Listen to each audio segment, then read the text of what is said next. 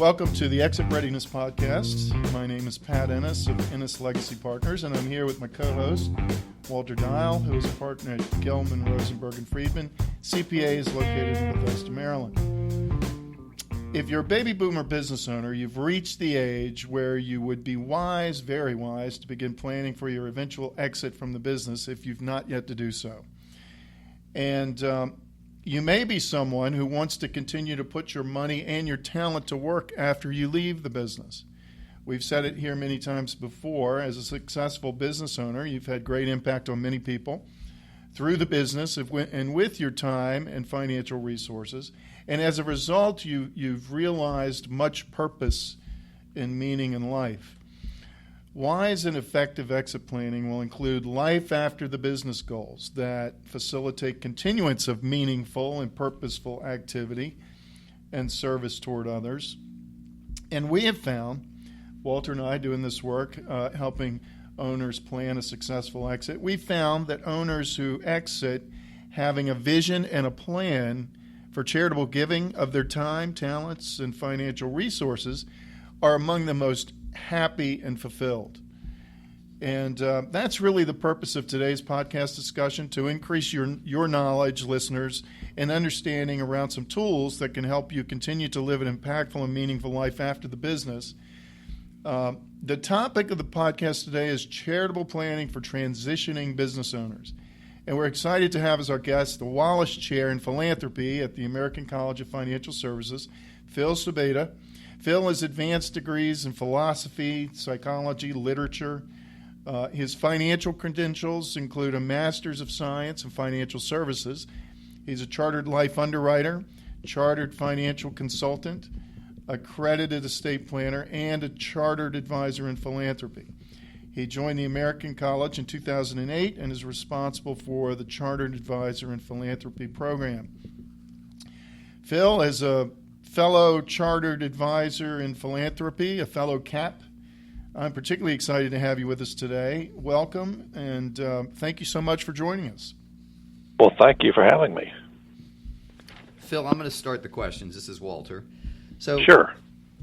Do you feel like this topic, charitable planning for transitioning business owners, is especially important nowadays? Well, I do, and I think part of it has to do with the age wave. I noticed in your opening you were talking about baby boomers, business owners. I am one, and the leading edge of the boomer age wave is now age 72. So when you say it's time to start thinking about exit planning, yes, for some of us it's really getting to be time. So there's enormous age wave of people who are business owners, many of whom have been very successful, and whether reluctantly or not, the point where we really do have to get serious about thinking purposefully about that exit. Yeah, definitely. I think it's important for the business owners, important for the employees, but I think the point you were making earlier is also really important, which is, it's important for the communities that the business survive and continue to employ people and be part of the local economy. All that's very, very important. But the other thing is the biggest asset of that business normally is the person who founded it. Ultimately, the seed of that organization is the talents of the person who founded it and their energy and wisdom and creativity. And you don't want that to go dark after exit. So I think there's a two-phase thing. One is planning for exit, and the other is planning what you do after you exit. Yeah, definitely. So in that context then, coming from a CPA background, I'm used to, when you talk about questions a business owner needs to ask, I'm usually thinking, dollars and cents. You're kind of going in a different direction. So what are the questions in that area that a business owner needs to consider? Well, I think these turn out to be, you might say, the key to it. And they're questions really that people can pose, but ultimately is asking ourselves. I kind of visualize somebody who is walking around the block asking these kind of questions, or maybe you're taking a walk by the lake, or maybe you're skiing on vacation, sitting by the fire. These are self-reflective questions, and I think until we answer these, not much happens. I think if you think about time and think about your back being turned to the future because your eye is on the business, and the business increasingly represents the present and the past, turning around to look at the future and look the future as an opportunity and not as an ending is really, really important for people who are creative. It's almost like climbing a ladder. You can't go up to the next rung of the ladder until you raise one hand and release the other to climb. So these, there are questions along the lines of, what kind of person do you want to be? In what kind of world or what kind of community, what kind of mark do you still want to make for yourself above and beyond what you've already done? And when you think about how we're talking about successful business owners, and you get to that point, sometimes you're far more successful than you ever thought you could be. And as you think about that, yes, you are the one who did it. You're the entrepreneur. You did it.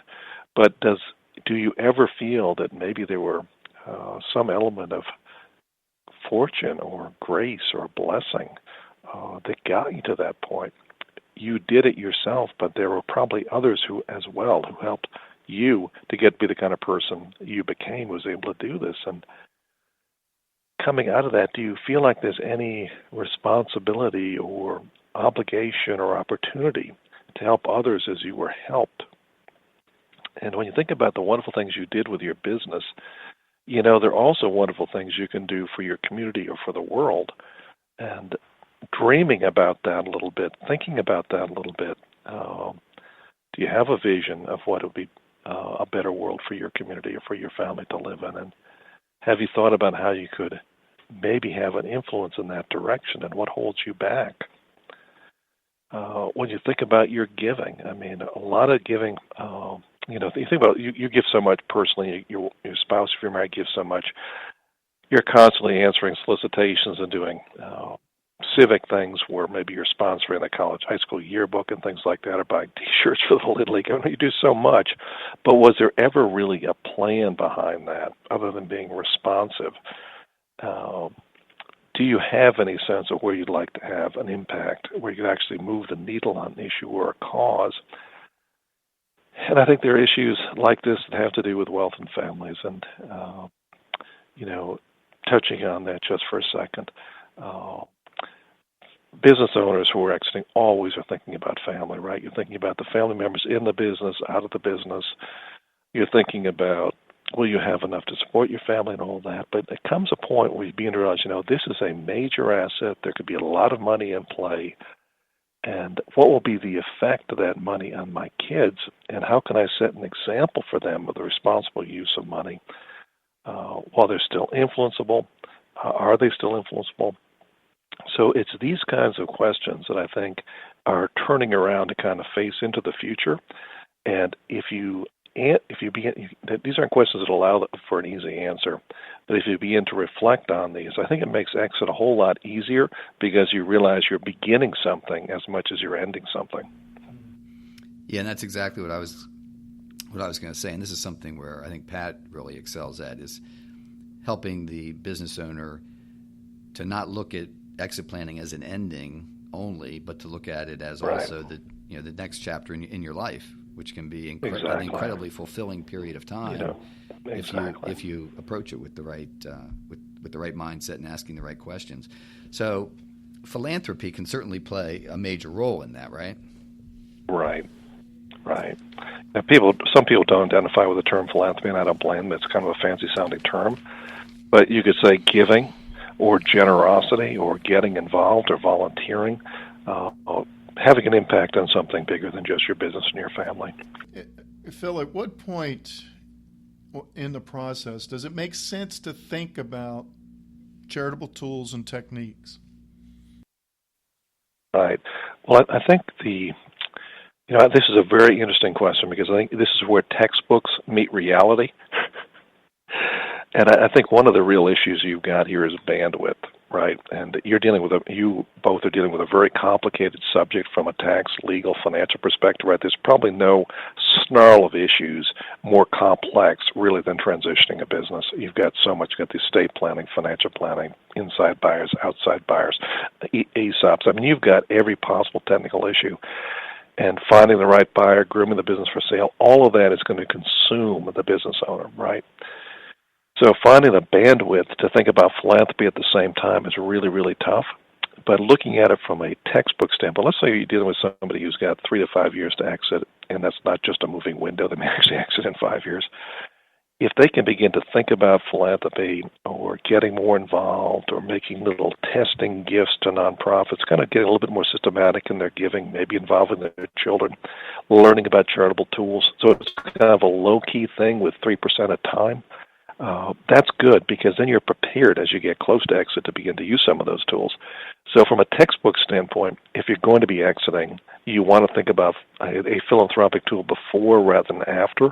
And the reason is very straightforward from a tax standpoint, that when you sell the business, it's going to be a huge capital gain, and you can avoid some of that gain by using the right tool.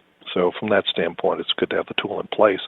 In reality, though, I think a lot of people, they're fortunate to bring themselves to a point where they're willing and able to sell it and find the buyer. So they have a huge cash event, and then they go looking for ways to, A, get more involved and do something good with the money, but also to reduce taxes. So sometimes philanthropy is kind of the oops after you've sold it. It shouldn't work like that, but I think it probably does more often than not. Yeah, what do you consider to be the top 3 charitable tools that you see business owner using when they're transitioning, Phil? Yeah. I think from a business owner standpoint, they should be clear what they're trying to accomplish and kind of let the advisors, talking about the tools. They don't have to become experts in the tools, but I think the 3 that come to mind are charitable remainder trust, donor advised fund, and foundation. And as you do the research on that, you're probably attracted to foundations because they're glamorous. A donor advised fund is an easier, less expensive, less cumbersome way to start. And what you find out is that foundations cannot accept closely held business assets on favorable terms. I mean, family business, family foundation just don't go together. You get a deduction only for basis. For example, there are special rules about not having excess business holdings. It turns out to be a nightmare. A donor advised fund does roughly the same job, and they can accept business interests. So donor advised fund is, you can start for $5,000 or $10,000, and if you did start, want to get used to it, when you get close to exit, you could use it for that purpose. That's assuming that the money you put in there ultimately is going to be given away. Okay, so if you've got 3%, 10%, 15, 20% of the business representing the amount you think you can give away, it makes sense to put that into the donor advised fund prior to sale because you don't pay capital gain. Now that's a simple statement. It depends on the kind of business you put in there, the business form, S corporation, C corporation, and so forth. Advisors can advise on that, but you can mitigate the taxes by using a donor advised fund. Assuming you want to basically put the money in there and then give it away from there to charity, you're never going to get it back is the point. Now you put some in before you sell the rest, so you've got all that other money to work with. But if you're really thinking in terms of retirement income, the other tool is a charitable remainder trust because it will pay you an income back. You put your business interest in there, you sell it, and you get an income back, get a partial income tax deduction. So those would be the tools. But I think where you can be helpful to advisors is being clear what you're trying to accomplish. For example, I'll give you a concrete example. My chair at the American College in Philanthropy was funded originally with a CRT. The owner of my chair put their beach house into it. And it was an interesting progression because he was probably, 70 or so when he set it up. And he and his wife had a vision for promoting philanthropy through a chair in philanthropy at the American College. And a year or so went by, and they were getting cash flow from the CRT. They were living a great life. They were doing a lot of traveling. They were having a lot of fun. But they were really looking forward to this chair, and they realized at a certain point, hey, when does this chair happen? It happens when we die. The remainder interest goes to American College at death. And how much fun is that? So they began to take the cash flow from the CRT to fund the chair while they were alive. So there was kind of a long way around to achieve the result, which was having something happen today for the charity. So being clear what you want for yourself and being clear about the kind of impact you want to have on the world, how, those two things really go together and can guide your advisors. If you're really hazy on where you want to have an impact and how, it's harder for advisors to make good recommendations. So, Phil, when you're talking in this area, you have the business owner, but it really seems like you really have to have kind of the whole family buy in if you're going to do a pretty extensive gift of proceeds from the business. Wouldn't you agree? Well, I think the family side of this is always mission critical, and both having a good plan for the family, communicating it to the family, getting them to buy in, because as you well know, the family side of family business is half the battle, and certainly the family side of family philanthropy. And some people say that one of the most important functions of family philanthropy is to get the family on the same page in a non-controversial area. Now, you can fight about anything, including philanthropy, but it's somewhat easier to get on the same page when it's money that is going to be given away, kind of teaming up to give the money away. And it doesn't have to be a huge amount. So if this is a point of sensitivity, a best practice is to, set up a donor advised fund, put $10,000 in there, and give it away as a family. But just kind of get in the spirit of giving together. So, I think a lot of this information, which has been really great and helpful, is also new to our listeners. Do you have some resources you could recommend that they might be able to access? Yeah, let's see. What would be some good ones? I think there's a new book out called the Legacy Spectrum by a guy named Mark Weber, and you can Google the Legacy Spectrum and you'll find it. And he has worksheets the book's like $15, $10, $20, but there are worksheets with it that you can fill out to guide the planning process. They work if you're not a business owner, but they're particularly useful, I think, for business owners as well. If you fill those out, you'll be making some of these decisions about what you're trying to accomplish, and those can be used to guide your advisors through the process. There's a book called Inspired Legacies by Tracy Gary that's good on the philanthropic piece. But I think as a business owner, as a grown-up, the way you learn is you learn by doing. So I think in terms of learning more, it's also really a matter of experimenting, trying a little something, getting a little bit more involved with a nonprofit, talking to your peers, and kind of the learning by doing method is probably the only way you really learn it. Philanthropy is something you learn the way you learn anything else, by doing it. So, Phil, I think more than once you've mentioned the complexity regarding business owners and exiting, and then if you put this piece in charitable planning, it can become even more complex because there's tax issues and estate planning issues and everything else. And so, would you have any cautions for business owners as they start to think about philanthropy and giving and generosity? Yeah. I think what I would say is I would ask myself, is there some piece of this that's holding all this back that only I can do? Okay. And I think there's a piece of this which is on the one hand joyous and also lonely. And that's the piece where you figure out what you want your future to look like. Nobody can do that job for you. So despite all the complexity, though, the simple question would be, if this is 2 or 3 years out after exit, okay, everything has gone perfectly. What are you doing 9 in the morning, 10 in the morning? What does your day look like if it's an ideal day? And how active are you in the community, and where are you making a difference? If you can answer that kind of questions, your advisors can get there. Advisors thrive on complexity. That's what they do for a living. They eat complexity, but they've got to know the goal towards which we're navigating.